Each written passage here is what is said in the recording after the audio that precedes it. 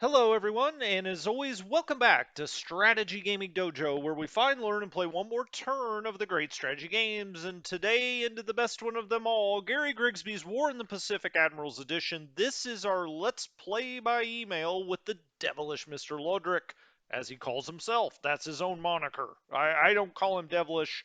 He went with that one. And I like it. And he's been devilish indeed. And we will see what happened on March 3rd and March 4th of 1942 as Lodrick is keeping the pressure on. We spent a lot of time in China during the setup this time. And so maybe you have a little more context of what's going on up there. I mean, hell, we only got halfway through it. There's a lot of counters in China and a lot of different things to think about up there, especially with the commands. They can get a little confusing. So we went through that. We'll probably do that some more on this next planning phase, but that all depends on what Lodrick has in store this time. So let's check it out. March 3rd, March 4th, 1942, combat resolution. And let's see if we can keep some ships alive. Now he's landed in Java, so the invasion of Java continues apace. Hasn't really made his move towards Rangoon yet, but that's certainly going to be coming. He's taken Port, or he's at Port Moresby. He's going to take Port Moresby, and you can see there the kind of the situation at Port Moresby. He's got a lot of naval assets right here in the area.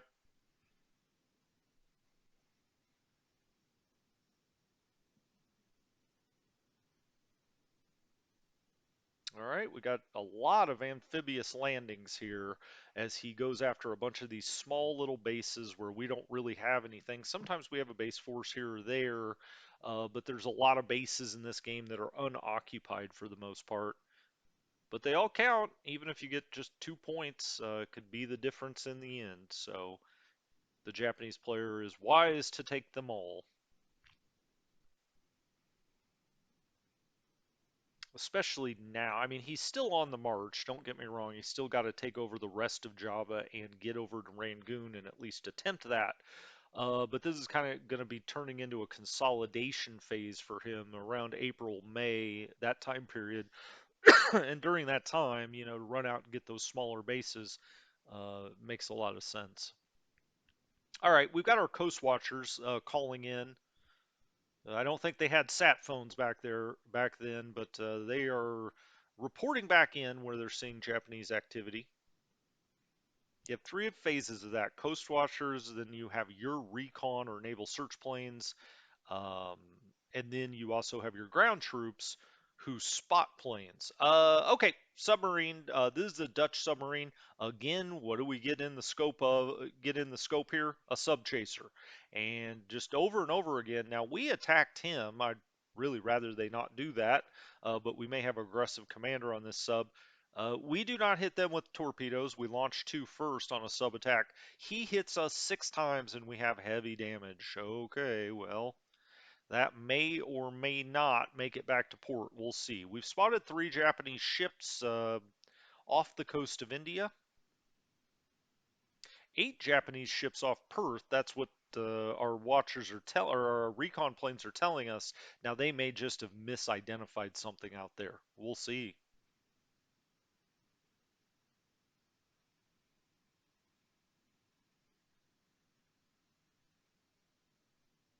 Yeah, this is the recon portion. Our planes over the top, and based on their naval search capability, they will spot things. Sometimes they'll spot them and incorrectly identify them. Sometimes they'll tell you exactly what's out there, how many ships. Sometimes you'll know exactly the type of ships. It all really depends on your naval search capabilities. When I say that, I mean the pilots.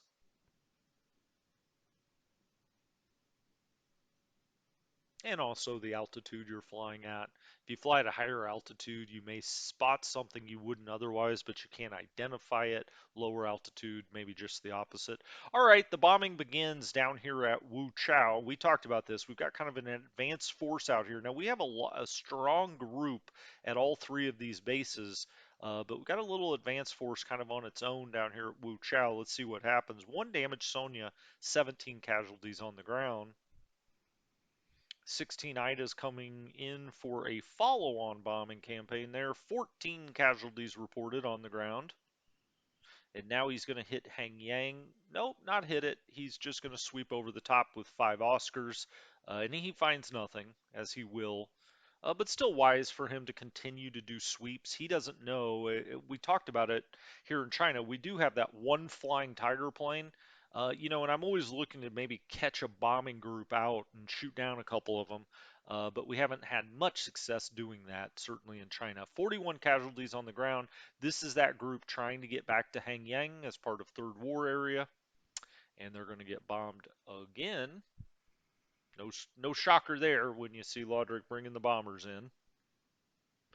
We don't damage any planes, and we take 35 casualties on the ground.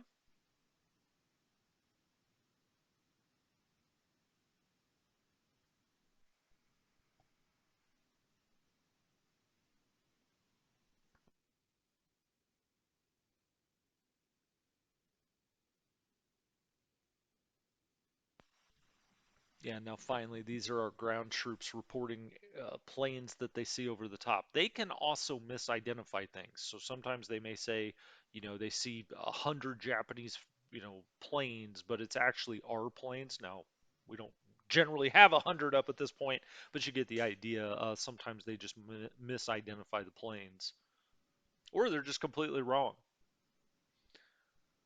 All right, we're saying that there's some ships out by Adu. Good to know there.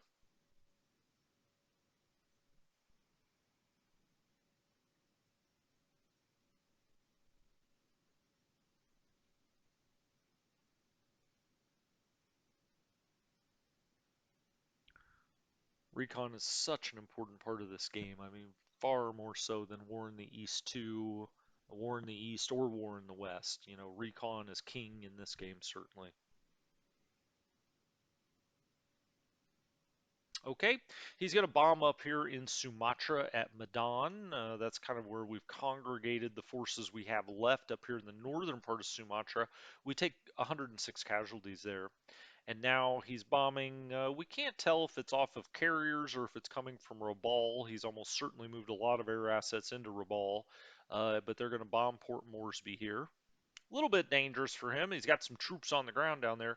We damage one Betty, 21 casualties reported for us on the ground, and then 20 more Bettys in for a second bite. And let's see what they get. Nothing. They hit nothing there. 21 Nels in on Medan again. We take 51 casualties on the ground.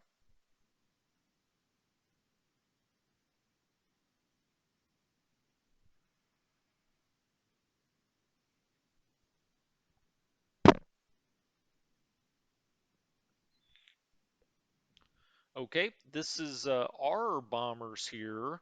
We've sent out a few of these bombers. The Zeros did get up and cap, so he does have air activity or an air base around here somewhere. We were trying to do a naval attack. He's got so many ships here. I just put all of these on naval attack, and 139 WHs in here. Okay, nobody took any losses, so we had a little dog fight, and everybody bugged out in severe storms. Now we have marauders that are coming out of Palembang. I have some marauders up here just trying to catch them because obviously there's so much shipping activity that goes through the strait here that I was trying to catch them, but he does get 3 zeros up. Only one marauder makes it through. Do we hit anything? Oh boy, that didn't work out great. 7 zeros up against 4 Marauders, the B-26. We had 2 destroyed in air to air and 1 destroyed by flak, and we missed the transport. Gosh darn it. We dropped 6 500-pound bombs from 3,000 feet. I mean, we're right on top of this thing, but we've got terrible bombardiers. Unfortunately, we had him right in our sights, just what you want, but no dice there. Very unfortunate. Boy, we've had a lot of misses where we've just had him, exactly what we wanted. But, early on, especially in the war, you just don't have good pilots. It comes down to that. We've got 2 L-212s in here, and 2 zeros meet them. Again, everything down here is on naval attack. We had 1 L-212 destroyed here against those zeros. That was it. I was hoping there was more action there, but that was it. We just had a plane destroyed. So we lost 4 planes trying to do naval attack down there. We had a transport in our sights. You hit something like that and you take out a regiment. That makes it worthwhile if you lose all the Dutch planes. But unfortunately, didn't happen. The Hyuga is out here bombarding Port Blair. All right, well, see what he's got in, how much punch he's got out here. He's got two battleships, the Hyuga and the Nagato, Arigato, Mr. Nagato, and then we've got one, two, three, four, five destroyers. Okay. He damages four of our Blenheims that were sitting on the airfield. All right, and we lose one that was destroyed on the ground. I hate destroyed on the ground, but that was from naval bombardment. Interesting. I wonder if he's going to send a force over there and try to take Port Blair. We don't have a whole lot of defense at Port Blair. I just didn't ship a bunch of things out there. With as aggressive as Lodrick's been, I didn't figure we would hold it. So you're just kind of throwing those, down the drain. Um, the Aoba is out here bombarding Port Moresby, along with numerous other ships. You see a lot of light cruisers there, a lot of destroyers. So we've got the one cruiser, the Aoba, you got the Yubari and the Kuma and so on and so forth, the light cruisers and three destroyers. We took 176 casualties on the ground, and he chewed up the runway again a little bit and the airbase. So again, I keep saying, and I don't want to soft pedal it. We obviously want to keep Port Moresby, and he's doing what he should be doing. But silver lining is he's destroying a runway that's almost certainly going to be his, and a air base and port that are almost certainly going to be his. So, if you're looking for a silver lining, which I guess I am, I don't know if you are, but I am. Okay, he takes this base. We didn't have anything there at Rutang, and he will take that. And now Majin, he's going to take that because we have nothing there. I don't think. Did we have anything there? No, I didn't think so. Okay, well, he's taken Majin. Now he's got his SNLF forces moving up Java here. Which way is he going to go first? Looks like he may be vectoring south here, and he takes Suerakarta, or Sukarta, probably. Surakarta? Sure. He takes that. I don't think we had anything here. We did not. All right, so he takes that base in the middle of Java, and that's almost certainly going to be his. Now he's got the 91st Naval Guard out here attacking our forces at Medan. So he bombed them several times. Now he's attacking, and you can see he doesn't have enough here right now to take it. When we adjusted his 28 to 26, we've got a fort level of 2. He reduces it to a 1, but he can't take it this time. He takes 357 casualties. We take 173. The rare good result for us on the ground. We'll take it. All right. Allied bombardment. This is us bombarding out of Port Moresby, firing on the Japanese, and we do cause 20 casualties there. Hey, what do you know? I don't want to speak too soon, but we're doing a little better on the ground this turn. Karachi upped its fortifications. Chungking's airfield goes up. Mensi, its airfield goes up.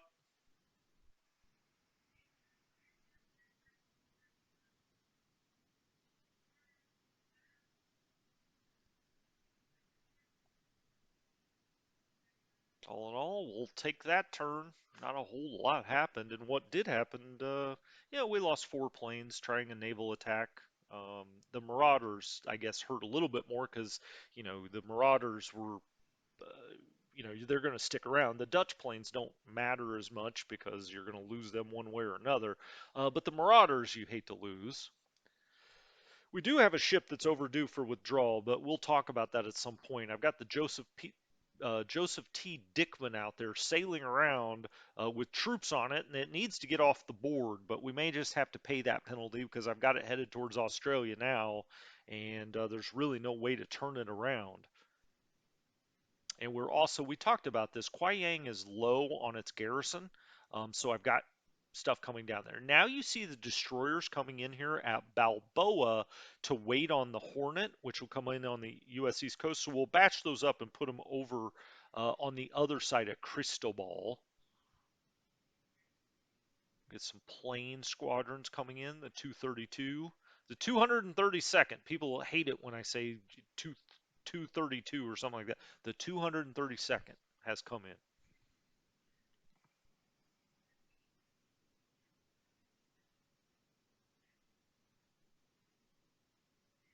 And that did it for March 3rd. So we are on March 4th now and starting through the early morning phases.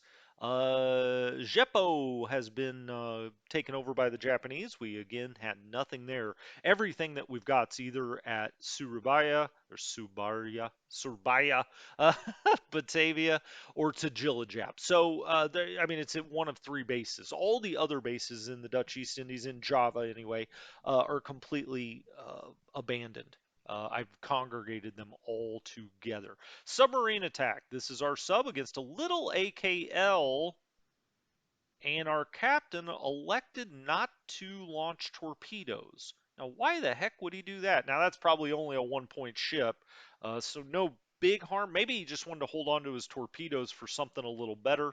We've got the Silver Sides out here. It's in shallow water. We hate that. And sure enough, a Japanese destroyer gets into the Silver Sides, hits 8. Now, see, we're in this odd situation that if we have subs here and we've got to react 1 on, they will go over into the shallow water. So maybe you got to put him right out here. But I wanted him right in on Buna because he's got his carriers there, and I thought maybe we could get a cheap shot at him. But we're going to have to back him out here into the middle of the deep water where they're more effective. We take 8 hits on the Silver Sides.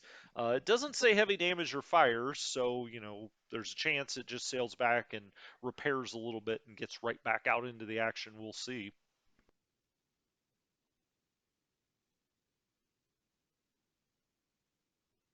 All right, Dutch sub right there in the strait off of Batavia. But again, this is all shallow water here, you can see. So we've had a really hard time with these Dutch subs. And that one takes 9 hits from a sub chaser. He's done really, really well with these sub chasers. Seems like every other ship we run into is a sub chaser, which is exactly what he wants as the Japanese player. He's landing at Roxas, 19 casualties reported there.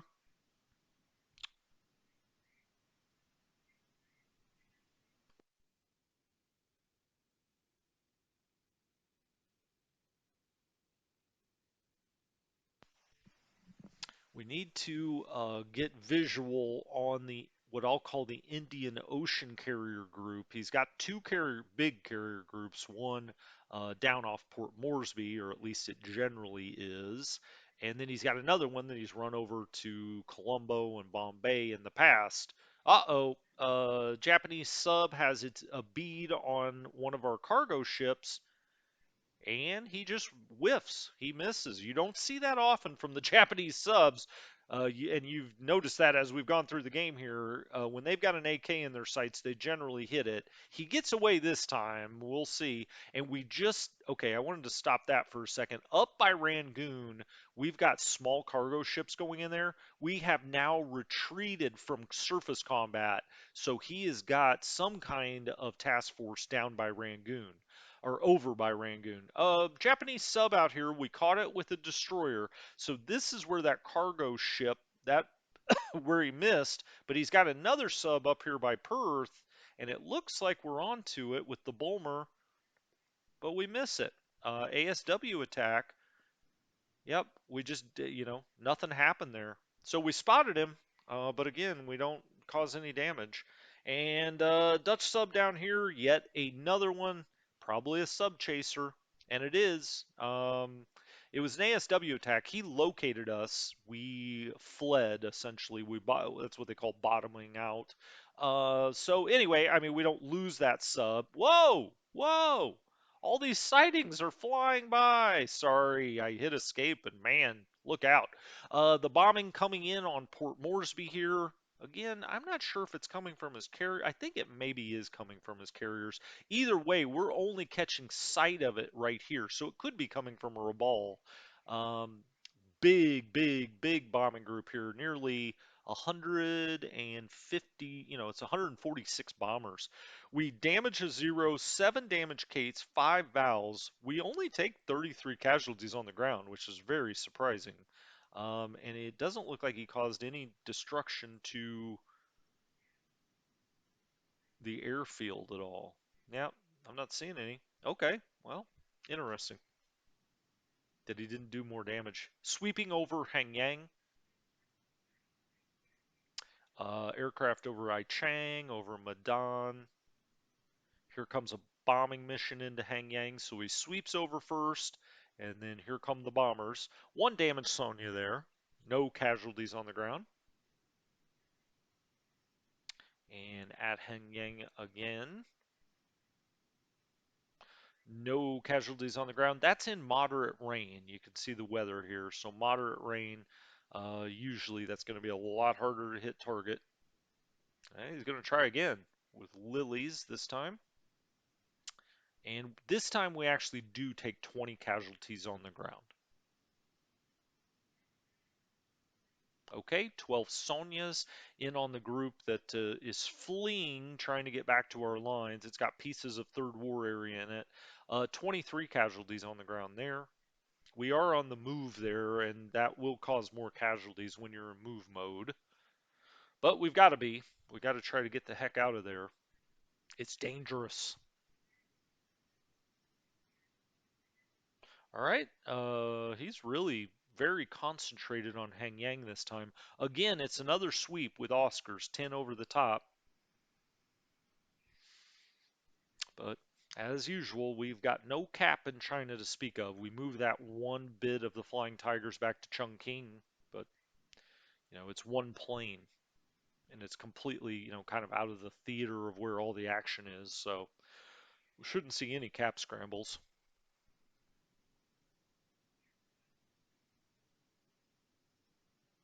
All right, here comes 60 big Bettys in to drop, and we damage one of them, and we take 13 casualties on the ground.